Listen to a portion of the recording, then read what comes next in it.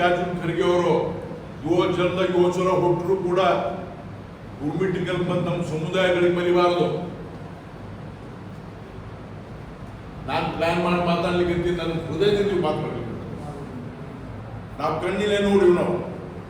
ನಾನು ವರ್ಷಕ್ಕೆ 2-3 ತಿಂಗಳು ನಾನು ಮುಂಬೈಗೆ ಹೋಗ್ತೀನಿ. ನಾನು ಭಾಳ ಸತ್ತದವ್ರು ನನಗೆ ಕೇಳ್ತಾರೆ ಯಾಕೆ ಹೋಗ್ತೀನಿ ಮುಂಬೈಗೆ ಹೋಗ್ತೀನಿ. ಅಲ್ಲಿ ಹೋಗಿ ನಮ್ಮ ಜನರ ಸಮಸ್ಯೆ ತಿಳ್ಕೊಳ್ತೀವಿ. ಅವ್ರು ಸತ್ತಾಗ ಅವ್ರ ಬಾಡಿಗೂ ಹೋಗುತ್ತೆ, ನಮ್ಮವ್ರು ಮಾಡ್ತಾ ಇದ್ದಾರೆ. ಈಗ ಇವತ್ತು ಬಾಬಾ ಸಾಹೇಬ್ ಅಂಬೇಡ್ಕರ್ ನಮಗೆ ಒಂದು ಜೀವನ ಮಾಡಲಿಕ್ಕೆ ಎಲ್ಲರ ಜೊತೆ ನಾವು ಇರಲಿಕ್ಕೆ ಒಂದು ಕಾನ್ಸ್ಟಿಟ್ಯೂಷನ್ ಕೊಟ್ಟರು. ಅದರ ಪ್ರಕಾರ ನಮಗೆ ಇಲ್ಲಿ ರಿಸರ್ವೇಷನ್ SC ರಿಸರ್ವೇಷನ್ ಇತ್ತು, ಒಳ ಮೀಸಲಾತಿ ಮಾಡಿದ್ರು. ಮತ್ತು ನಮ್ಮ ಬಂಜಾರ ಸಮಾಜದವರು, ಗೋವಿ ಸಮಾಜದವರು, ಕೊಡವೆ ಕೊಟ್ರೆ ಸಮಾಜದವರು 30 ವರ್ಷದಿಂದ ಆತಂಕದಲ್ಲಿದ್ದೀವಿ. ನಾವು ಸದಾಶಿವ ಆಯೋಗ ಅಂತೇಳಿ ಒಂದು ಆಯೋಗ ಹೇರಿದ್ರು ನಮ್ಮ ತಲೆ ಮೇಲೆ. ಅದು ಎಂತ ಆಯೋಗ ಅಂತಂದ್ರೆ ಆ ರಿಪೋರ್ಟ್ ಒಳಗಡೆ ಅಂಶಗಳು ಎಲ್ಲ ಫ್ಯಾಬ್ರಿಕೇಟೆಡ್.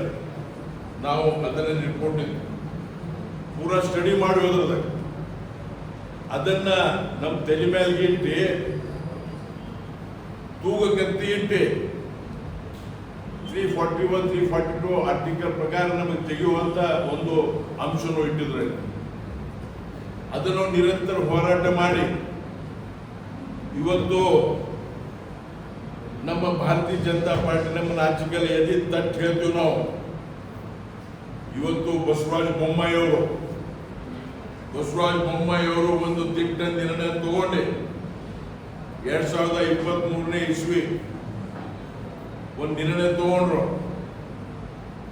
ಏನ್ ನಿರ್ಣಯ ತಗೊಂಡ್ರು ಅಂದ್ರ ಈ ಸದಾಶಿವ ಆಯೋಗದಲ್ಲಿ ಇದ್ದಿದ್ದನ್ನು ಒಳ್ಳೆಯದನ್ನೆಲ್ಲ ತಗೊಂಡಿದ್ದೀವಿ. ನಾವು ಇಂಪಾರ್ಟೆಂಟ್ ಅಂಶಗಳು ತಗೊಂಡಿದ್ದೀವಿ, ಬೇಕಾಗಲಾರ್ದು ಬಿಟ್ಟಿವಿ.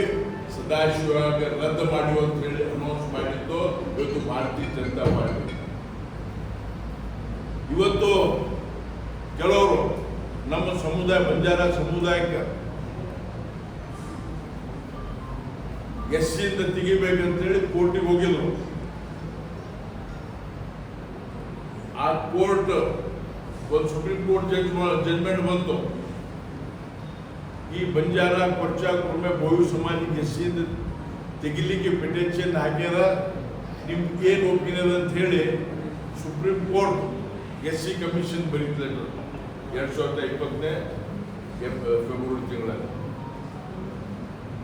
ಆ ಲೆಟರ್ ಬರೆದ ಮೇಲೆ ಆ SC ಕಮಿಷನ್ ನಮ್ಮ chief secretary Karnataka SC commission ಅವ್ರು ಬರೆದ್ರು.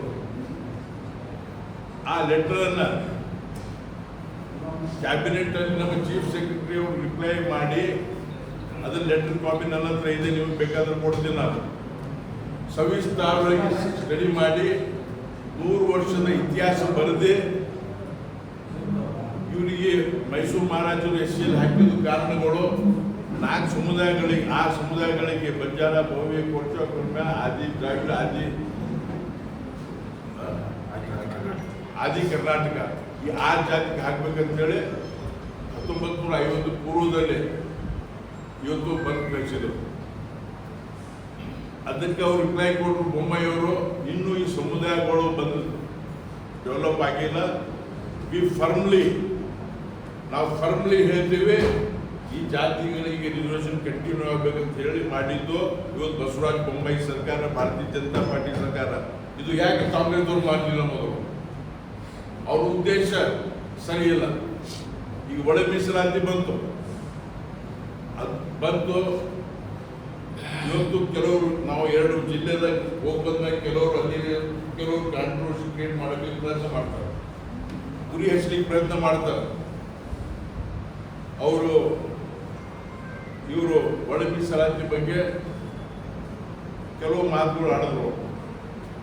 ಒಳ ಮೀಸಲಾತಿ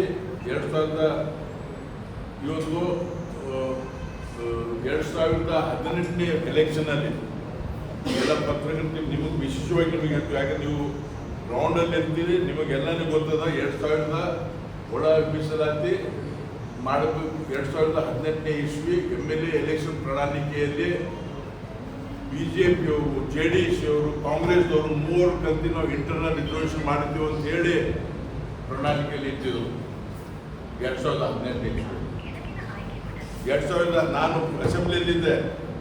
ಬೆಳಗಾವಿ ಅಧಿವೇಶನದಲ್ಲಿ ಡಿಸ್ಕಸ್ ಅದು ಮ್ಯಾಟ್ರ್ಗಳು ಇವು. ಎಲ್ಲರ ಮನಸ್ಸಿನಲ್ಲಿ ಒಳ ಮೀಸಲಾತಿ ಕೊಡ್ಬೇಕಂತಿತ್ತು. ಇದು ಬಸವರಾಜ ಬೊಮ್ಮಾಯಿ ಅವ್ರಿಗೆ ಗೊತ್ತಿತ್ತು, ಒಳ ಮೀಸಲಾತಿ ಕೊಡಬೇಕು, ಒಳ್ಳೆ ಒಂದು ಬಂದೇ ಬರುತ್ತೆ ಅಂತ ಹೇಳಿ. ಅವಾಗ ಕೆಲವರು ಹೇಳಿದ್ರು ಬಸವರಾಜ ಬೊಮ್ಮಾಯಿ ಅವ್ರು ಯಾಕೆ ಒಳ ಮೀಸಲಾತಿ ಕೊಟ್ಟರೆ ಇದು ಕಾರಣ. ಎಲ್ಲ ಇದು ಒಳ ಮೀಸಲಾತಿ ಕೊಟ್ಟಾಗ ಅವರು ನಾಗಮೋಹನ್ ದಾಸ್ ವರದಿಯನ್ನು ನಾಗಮೋಹನ್ ದಾಸ್ ವರದಿ ಮಾಧವಸ್ವಾಮಿ ರಿಪೋರ್ಟ್ ಕಮಿಟಿ ಮಾಡಿದ್ರು, ಕ್ಯಾಬಿನೆಟ್ ಕಮಿಟಿ. ಸಬ್ ಕಮಿಟಿಯಲ್ಲಿ ಪ್ರಭು ಚವ್ಹಾಣ್ ಅವರು ಆ ಕಮಿಟಿ ಮೆಂಬರ್ ಆಗಿದ್ರು. ನಾನು ಸತ್ಯವಾಗಿ ಹೇಳ್ತೇನೆ, ಇವತ್ತು ಈ ಕಮಿಟಿ ಎಲ್ಲ ಪಾರ್ಟಿದವರಿಗೆ, ಎಲ್ಲ ಸಮುದಾಯದವರಿಗೆ 110 ಸಲ ಕರೆದು ಒಪ್ಪಿಗೆ ತಗೊಂಡು ಥರೋ ಸ್ಟಡಿ ಮಾಡಿ 4 ಲಕ್ಷ ಪಾಪ್ಯುಲೇಷನ್ 1 ಪಾಯಿಂಟ್ ಅಂತ ಹೇಳಿ ನಮಗೆ ಇವತ್ತು ರಿಸರ್ವೇಷನ್ ಕೊಟ್ಟರು. ಏನು ಕೊಟ್ಟರು ಅಂತಂದ್ರೆ 4.5% for Banjara, Korcha, Korama and Bhovi Samaj, 6% for left community, 5.5 for right community, 1% for Alemari. ಇದು ಕೊಟ್ಟ ಮೇಲೆ 24 ಮಾರ್ಚ್ 2023 ಇಸ್ವಿ ಇವತ್ತು ನಾನು ಘಂಟಾಘೋಷವಾಗಿ ಹೇಳ್ತೇನೆ, ನಮ್ಮ ಕ್ಷೇತ್ರದಲ್ಲಿ, ನನ್ನ ಮಗನ ಕ್ಷೇತ್ರದ MLA ಅವಿನಾಶ್ ಜಾಧವ್ ಕ್ಷೇತ್ರದಲ್ಲಿ, ಪ್ರಭು ಚವ್ಹಾಣ್ ಅವ್ರ ಕ್ಷೇತ್ರದಲ್ಲಿ, ಚಂದ್ರಲಮಾಣಿ ಅವ್ರ ಕ್ಷೇತ್ರದಲ್ಲಿ, ಮಣಿಕಂಠ ಕ್ಷೇತ್ರದಲ್ಲಿ ಕಾಂಗ್ರೆಸ್ನವರು ಅಪಪ್ರಚಾರ, ನಮ್ಮ ಸಮುದಾಯದಲ್ಲೂ ಕೆಲವರು ಅಪಪ್ರಚಾರ ಶುರು ಮಾಡೋದು. ಏನಂದ್ರೆ SCಯಿಂದ ನಿಮ್ಮ ಸಮಾಜ ತೆಗೆದಾರ, ಇವೆಲ್ಲ ಹೇಳಿ ಸುಳ್ಳು ಸುದ್ದಿ ಎಬ್ಬಿಸಿ ಭಾಳಷ್ಟು ಕೆಲವು ಏಜೆಂಟ್, ಪ್ರೈವೇಟ್ ಏಜೆಂಟ್ಗಳನ್ನು ಕಳಿಸಿ ಮಹಾರಾಷ್ಟ್ರದಿಂದ ಅಲ್ಲಿಂದ ಬಂದು ಒಂದು ದೊಡ್ಡ ಸುಳ್ಳು ಸುದ್ದಿ ಹಬ್ಬಿಸಿ ನಮಗೆ ಶಕ್ತಿ ಇತ್ತು, ಜನರಿಗೂ ನಮ್ಮ ವಿಶ್ವಾಸ ಇತ್ತು. ಇವತ್ತು ನಮ್ಮ ಭಾರತೀಯ ಜನತಾ ಪಾರ್ಟಿಯಿಂದ 4 MLA ನಮ್ಮವ್ರು ಗೆಲ್ತಾರೆ.